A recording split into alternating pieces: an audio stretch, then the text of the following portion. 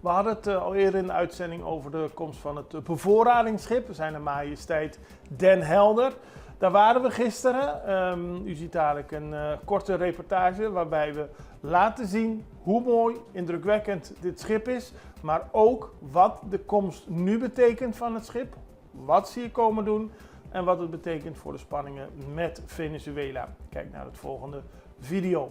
We zijn hier op het helikopterdek van de Zijne Majesteit Den Helder. Dat is een nieuw marineschip dat uit Nederland gekomen is. En het is maandagochtend hier ceremonieel binnengevaren. Het is een enorm schip. We krijgen een rondleiding. We zien alles wat hier allemaal te zien is. En het is mooi, het is interessant en het is helemaal nieuw.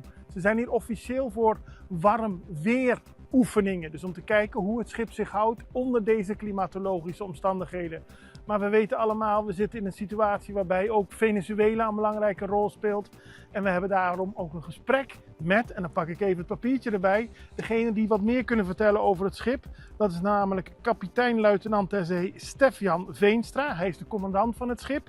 Maar ook de commandeur Walter Hansen, de commandant der zeemacht in het Caribisch gebied, zal ons uitleg geven over het schip, maar ook over de situatie in Venezuela.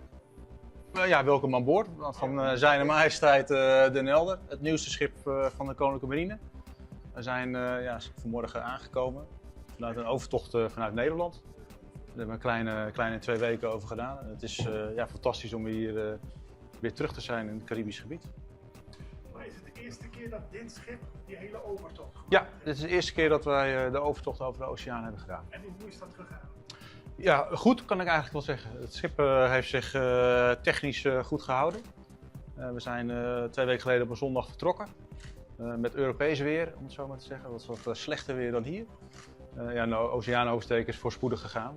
Via de Azoren, waar we even iemand moesten afzetten, zijn we doorgevaren. En nu zijn we keurig op tijd hier aangekomen. Dus al met al goede overtocht gehad. Waarom hebt u Curaçao als eerste bestemming gekozen? Nou, we zijn al eerder op de Noordzee geweest, dus we hebben al een aantal bestemmingen gehad. Maar we zijn hier voor onze warmweerbeproevingen. Dat betekent dat we het schip echt gaan testen onder meteorologisch zware condities.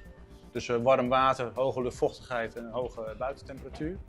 En dan is Curaçao voor ons een logische stop. Om voornamelijk in het Caribisch gebied onze testen te kunnen uitvoeren. Waar gaat u hierna naartoe? Nou, als wij hier vertrekken, dan blijven wij in het Caribische bassin. Dan gaan we onze testen uitvoeren. En dan, als wij klaar zijn, dan zullen we richting de Verenigde Staten varen. Waren de mensen in Nederland bezorgd dat het deze kant op ging? Nee, mensen waren niet bezorgd dat we deze kant op gingen. U weet het, de spanningen in Zeker. het Caribisch gebied. Ja. Het is anders dan normaal als je naar Curaçao gaat op deze kijk, maar wordt er anders op voorbereid?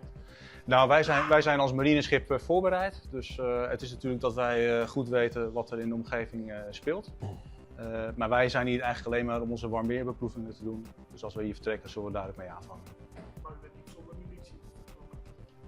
Nou, elk marineschip heeft munitie bij zich. Ja. Nee, maar waar wordt rekening mee gehouden? Ik vraag het meteen. Ik weet dat iedereen maakt zich zorgen over de huidige situatie. Er ligt een prachtig schip in de haven. Er zijn Amerikaanse schepen. Er worden geluiden gehoord over Venezuela. Ja.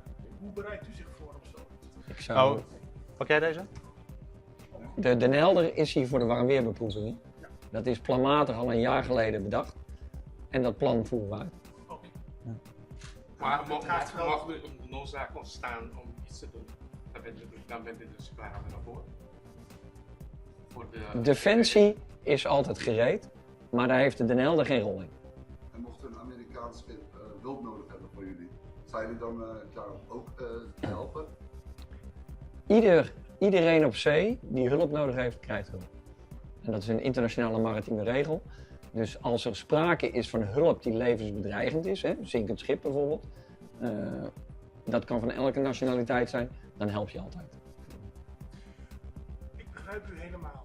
Maar we zitten in een situatie waarbij een bevriende natie kleine bootjes bombardeert. Daar zien we spectaculaire beelden van op Truth Social. Ja.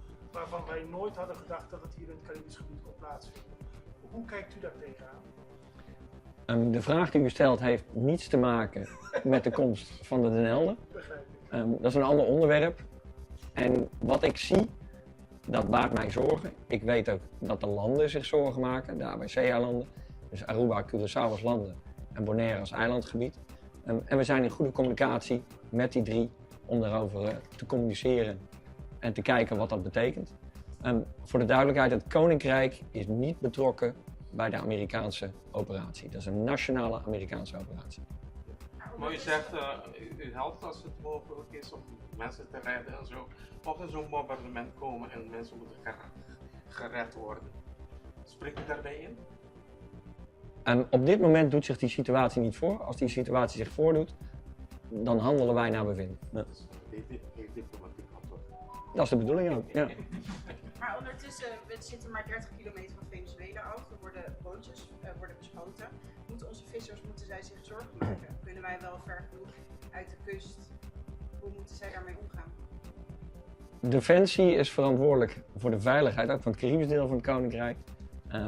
Het Caribisch deel van het Koninkrijk stopt bij de 12 mijl. Dus mijn advies is, zorg altijd dat je in je eigen territoriale wateren blijft.